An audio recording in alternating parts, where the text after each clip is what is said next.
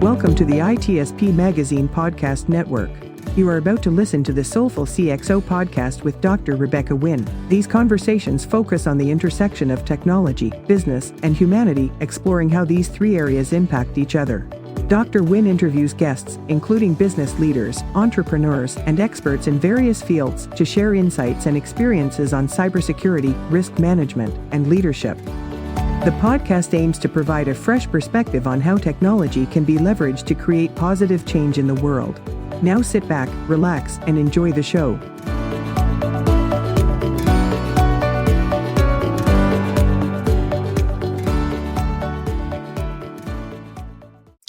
Welcome to the Soulful CXO. I'm your host, Dr. Rebecca Wynn. We are pleased to have with us today Jo Peterson. Jo is the award-winning VP of Cloud and Security Services for Clarify 360, the founding co-chair for Cloud Girls, a not-for-profit community of female technology advocates, a U.S. Air Force veteran, and serves on numerous advisory boards. She is recognized as an industry thought leader and influencer, being named one of Oracle's top 15 people to follow in cybersecurity and one of Analytica's top cloud influencers. Additionally, she speaks regularly at industry conferences, contributes to industry publications, and hosts webinars for Bright Talk. Jo, my friend, it's so great to see you again. Thank you so much. I think the only thing that you forgot, Dr. Rebecca, is I post cat videos on cybersecurity on the regular. That is true. I'm a dog person, but I like those cat cartoons as well, too. How's your day today? It's going great. It's going great. Hey, how did you even get started in this crazy field of cybersecurity? Did you always want to be in cybersecurity, even like when you went to college and things along those lines? So mine was more of a journey. I'm of a certain age, and there weren't a lot of female engineers, honestly, for me to take a look at. And so I went in the military, and I had the opportunity to work on electronic equipment. And part of, if you know anything about the military, they're wonderful about getting you college credits for things. So I was able to parlay my military time and the learning that I had there, the tech school that I went to, into college credits at the University of Maryland. And I was able to take some very early computer classes when networks were really flat and dinosaurs walked the earth. I think it was the same sort of time of things. And so when I get out of the military, I was lucky enough to get a job at a telco as an engineer. So I came up the network side of the house. And then in 2009, after I'd had a number of different roles over the years, I really took a liking to cloud computing. I got in super early, and I was doing architecture work for cloud. And what I realized in really short order was folks weren't preparing their cloud environments to include security. And so I would go back to them and I'd be like, okay, so I'm not a security person, but how are you going to secure this? And they would be like, the same way we secure the on-premises. It was early days. It was very Wild Westy, right? And people were like, we're going to secure it the same way we do the on-premises environment. Or I'd get an answer, oh, the cloud provider takes care of all that for us. And I'd be like, no. And so I got super familiar with the shared responsibility model, even before it was known as the shared responsibility model. And so I felt like it was my imperative to go to my client and go, gee, so they're going to take care of this, but they expect you to take care of that thing over there. Basically, your data is yours and it's yours to secure. And they'd be like, it was like news to them. I really got interested in learning about what I could do from the perspective of helping clients think through these architectures and these environments. And when one set of security controls just stopped working for you because it was in a completely different plane, as it were. So that's what happened to me over time. And I feel really blessed because of the fact that I do have a really good foundational understanding of the plumbing of the environment. And I think now we're starting to see that as we come into the time of AI, cloud is a foundational vehicle. So if you don't have cloud, you're not going to oftentimes be able to take advantage of AI and all the wonderful benefits of AI. So that's probably a really windy answer, but that's what happened to me. We want to thank you for your service. I appreciate you serving in the Air Force. Yeah. It was a good experience. And I think that you and I were chatting about this a little bit. If you can hire somebody from a military background, I'm going to give a little plug to the vets out there. There's someone that transfers a lot of the ethics and a lot of the discipline that they learn being part of a team to your team. So the military's already started to train them as a person that has to be part of a team and respond as part of a team and show up on time and follow a chain of command and all the wonderful things that the military teaches them. And so hire a vet. That's my plug. I agree with you. I think one of the things too is being agile, fluid, being able to take on a multiple different task, being able to switch tasks very quickly. So the project management standpoint, understanding that policies and procedures and checklists are there for a reason. They're used, if they're in cybersecurity, being a vet as well too, or networking, they're used to using this checklist as well as different security technical implementation guides. That part you don't have to explain to them. They're used to also dealing with incidents, business continuity, and they're trained along those lines. So they're also good team leaders, thought leaders along those lines. And so I tell people, always pay attention when you have a vet and only look at those resumes. I always do, and look and see if there's any of those cross skills that even if they can't be used directly in your team, there's probably more likely going to be another team in your organization that they'll line up very well and then be a good business partner with you over on cybersecurity. Yeah, that's a good point. The military teaches these young men and women coming in leadership skills because they want to groom them for positions of leadership. And so, unlike maybe someone else who is their chronological age and maybe didn't have all the responsibility that this young person has in the military, just if they're going to college and they just haven't had all that responsibility, all that life seasoning yet. There's an acceleration that occurs in terms of maturity and leadership skills for these young vets that are coming out of the service. I think it's really challenging today where we do have a lot of technology people who were laid off last year and the year before.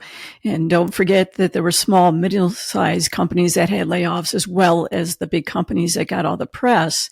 And what people find when they're trying to get into a new role, a lot of times companies say, I only want somebody who was in healthcare and you were in a different sector. Maybe you're in technology, maybe you're in financial services, maybe you're in pharma.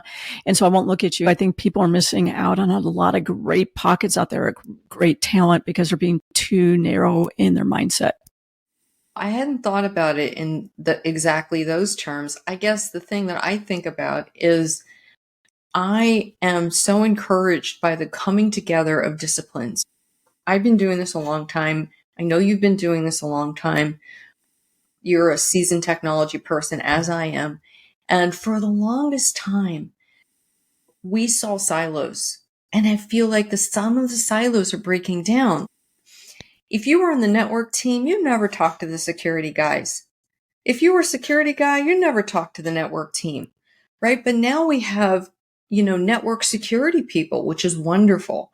If you were on the dev team, you didn't cross over with the security guys. Now we have DevSecOps, right? So we have these coming together of functional units. And a lot of times in the bigger organizations, if they've got the personnel because they have deeper benches, they'll have somebody that's the liaison between the two teams, which is awesome because they make decisions as a team. So they consider what are the needs of the business overarchingly, but what are the needs of the network? I have this going on with a large chemical client right now. What are the needs of the security team? How can we put those together and make it work for everybody?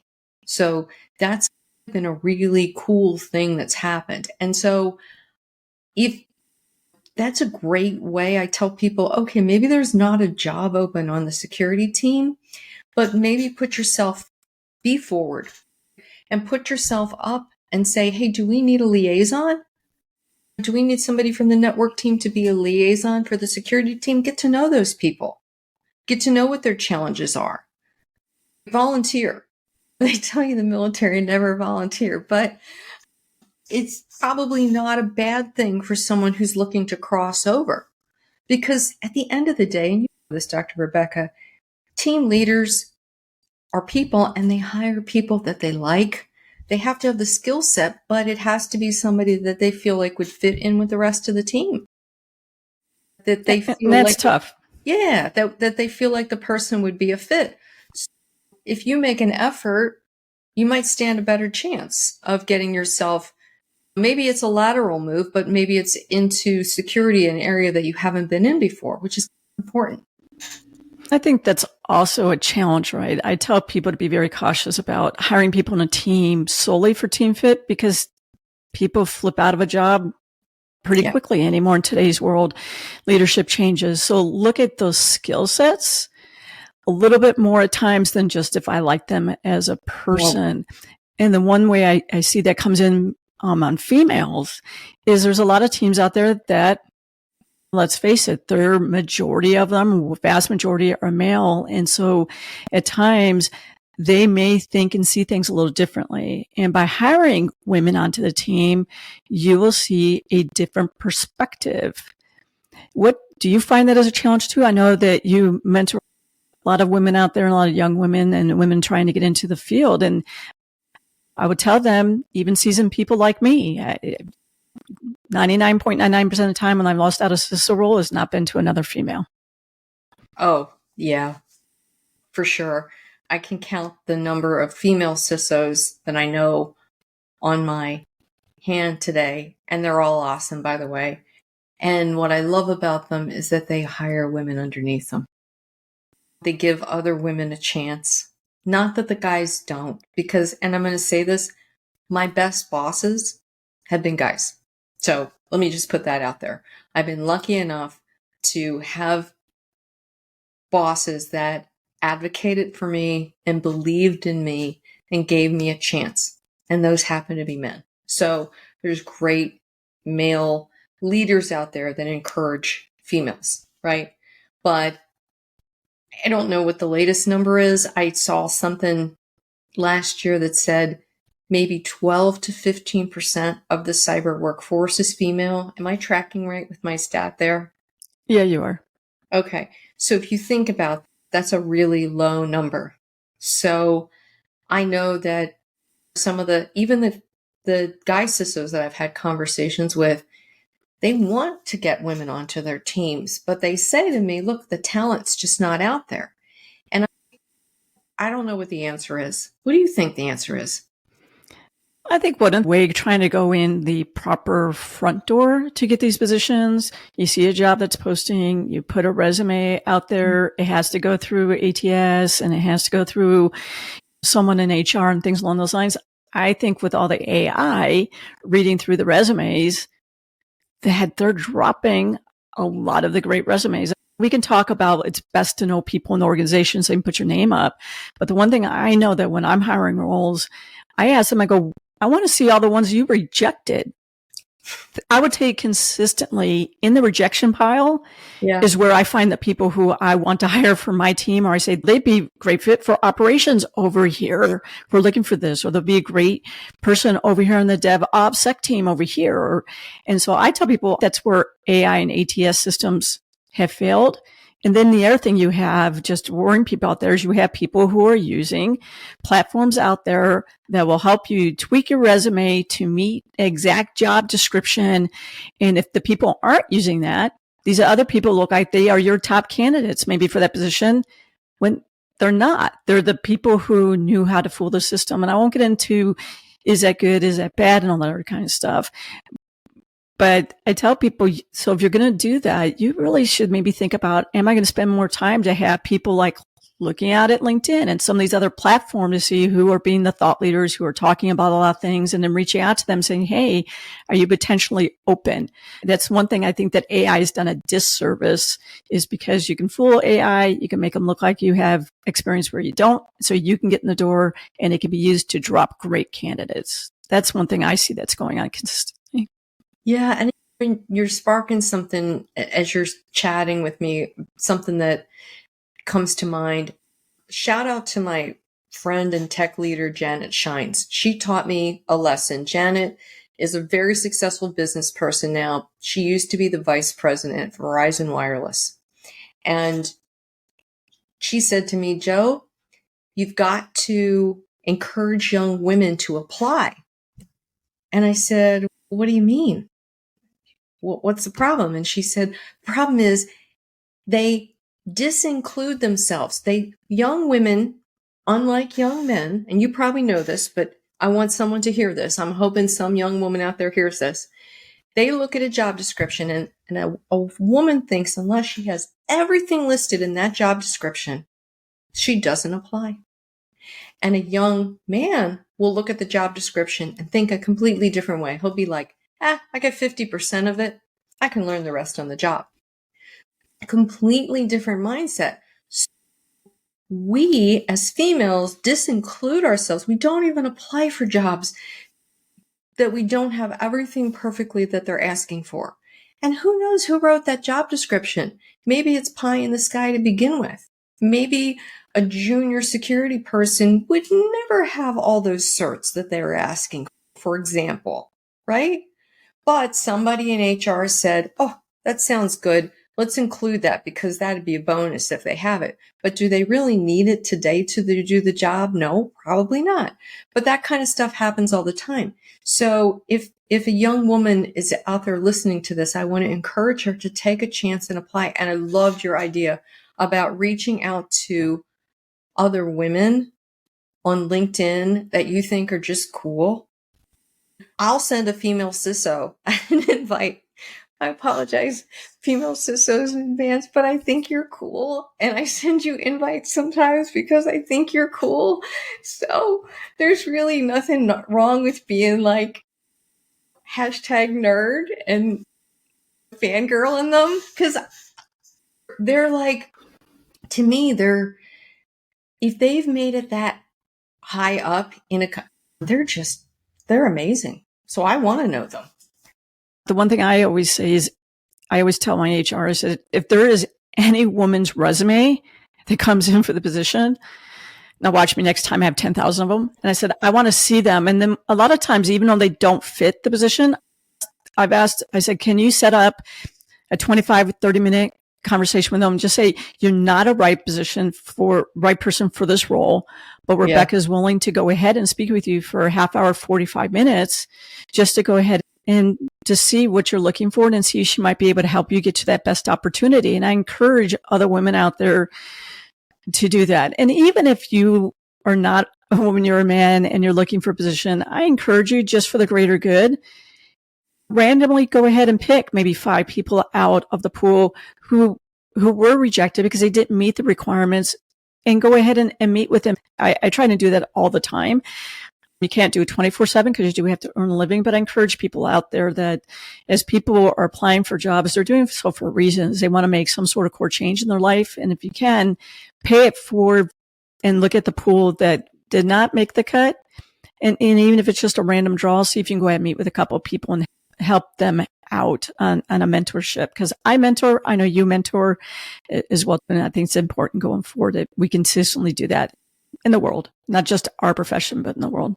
That's a lovely thought. It's a little chunk of time, of your time. And I always think about the fact that somebody held their hand out for me and gave me a chance, right? Because I was unlike the other candidates in the pool. I was telling my friend the other day, I have a picture of myself in an early engineering role. And at the time, I'm going to date myself here, but all the guys wore white or blue long sleeve shirts to work. So you can figure out what year it was, but that was the time.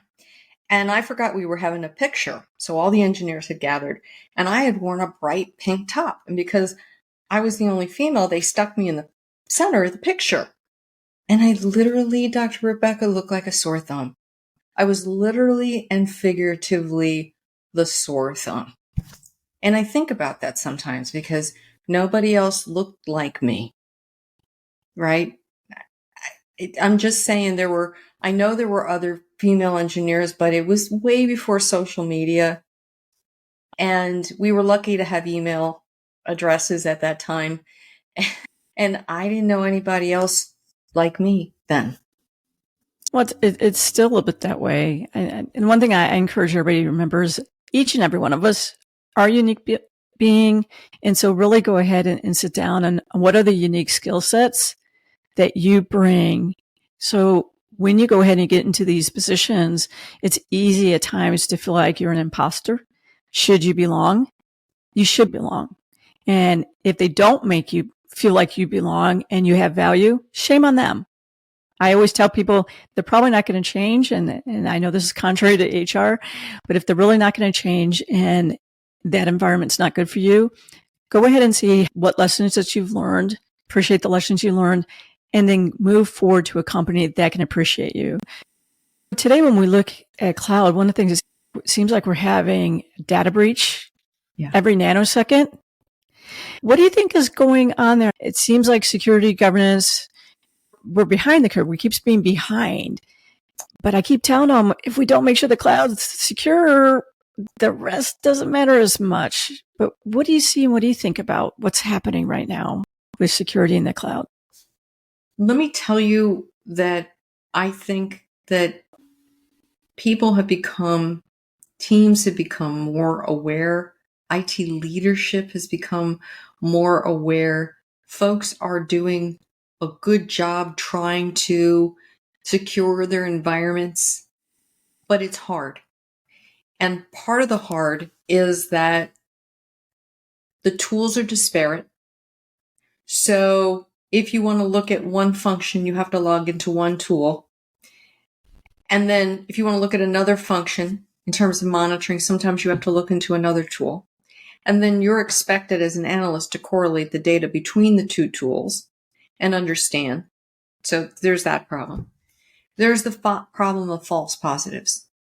So I'd read a study, and I'm going to get the percentage wrong here, but it was high, based upon the gist of it was based upon the number of alerts that a SOC analyst gets. He or she doesn't have time to look at them all. So they just ignore some of them. And the percentage, again, was pretty high, right? So if you're ignoring alerts, is there one in there that's a problem that you've ignored? The third thing is expectation. So we've shifted all these workloads to the cloud, and we have multiple clouds. And we expect one human being to be able to know how to secure all the different environments that we as a company have decided to procure. I want people to understand that every flavor of cloud product, whether it be SaaS, IaaS, PaaS, and every provider, hyperscaler, has different nuances about all these products. My feeling is free up more of the security budget to help these people do their jobs, right? If you look, depending upon the vertical, as a percentage of revenue, an IT team might get 10%, 6 to 10% of the annual revenue of the organization, totally, for all IT projects. Of that 6 to 10%, again, depending upon the vertical and regulatory constraints, the security team gets somewhere between 8 and 12%. So let's make it in English. If you have a $100 million revenue company, then you're going to get 10%, maybe, if you're lucky, 6 to 10% for all of your IT of that total revenue. And then you're only going to get this tiny portion for security. But yet everything is, and more, your brand depends on your security. People don't want to do business. Consumers don't want to do business with somebody that has a bad reputation. It's starting to matter, right? Everything, security is mattering more and more in organizations. So give these folks a little bit more money to do their job. That's what I'm going to put my hand on the table and pound, right? Is like, these IT folks are doing the best that they can. Why do you think we turn CISOs so often? It's too hard. It is what we expect from that one human being. They get burned out. We don't give them the tools that they need. We don't give them the budgets that they need. In some states, they can be criminally prosecuted for not doing their job as it should be, and sometimes it's out of their hands. They cannot affect change.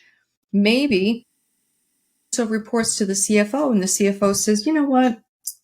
We don't really need that thing that you told me we need, whatever the thing is. So you've just effectively tied this person's hands, but they're on the hook from a legal perspective. It just gets me a little fired up, honestly.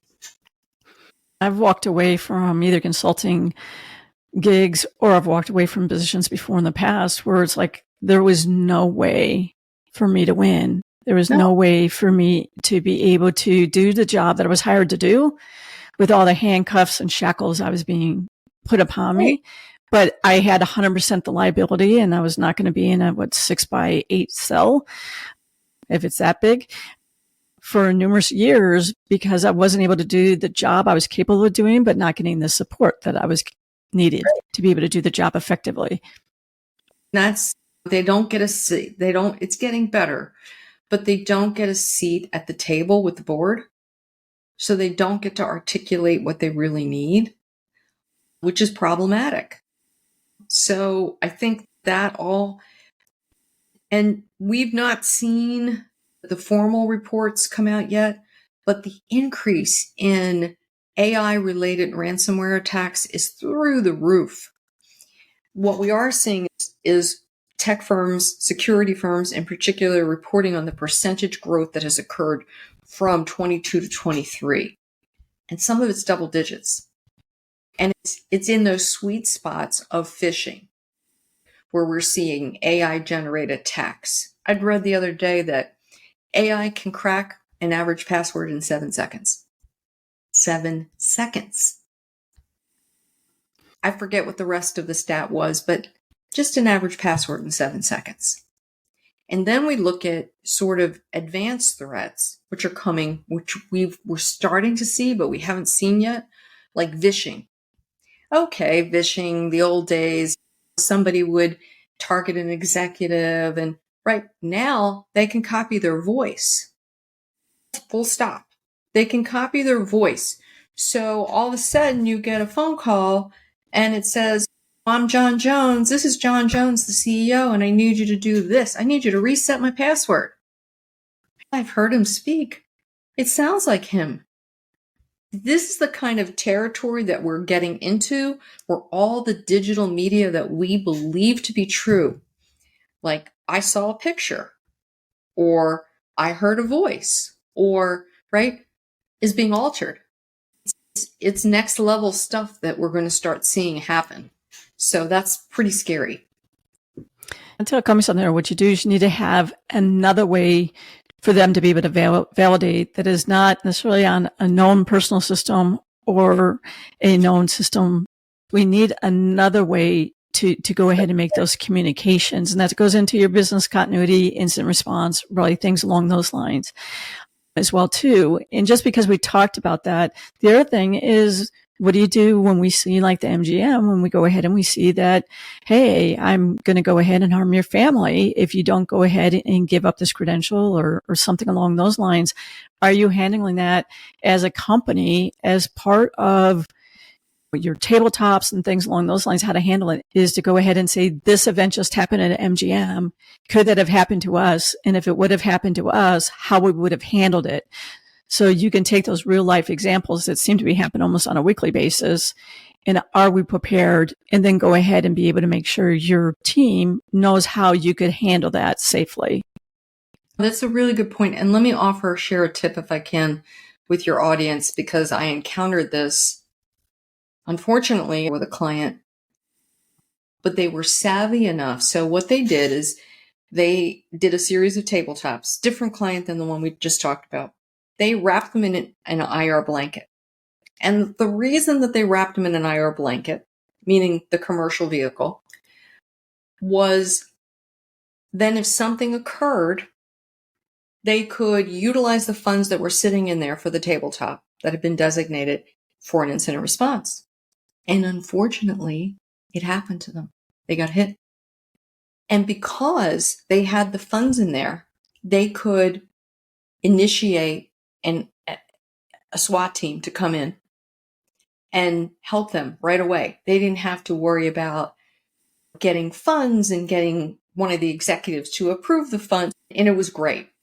If you're able to wrap an IR blanket around a tabletop or a pen test, whatever other normal security vehicle that you do, I would encourage you to do it just so that you have that sort of the commercial side of it done, and then you can get the help you need right away.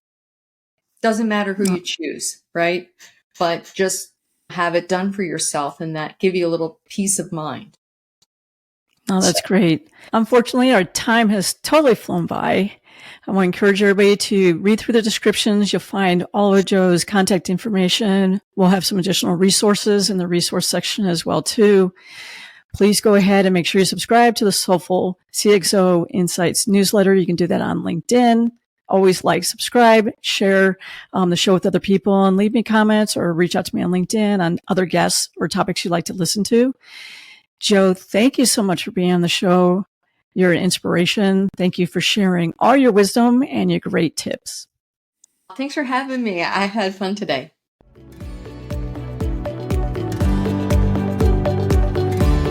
We hope you enjoyed this episode of Soulful CXO Podcast with Dr. Rebecca Wynn, part of the ITSP Magazine Podcast Network. If you learned something new and this conversation made you think, then add this show to your favorite podcast player. Subscribe to the ITSP Magazine YouTube channel and share the ITSP Magazine Podcast Network with your friends, family, and colleagues. If you represent a company and wish to connect your brand to our conversations and our audience, visit itspmagazine.com to learn how to sponsor one or more of our shows. We hope you will come back for more stories and follow us on our journey.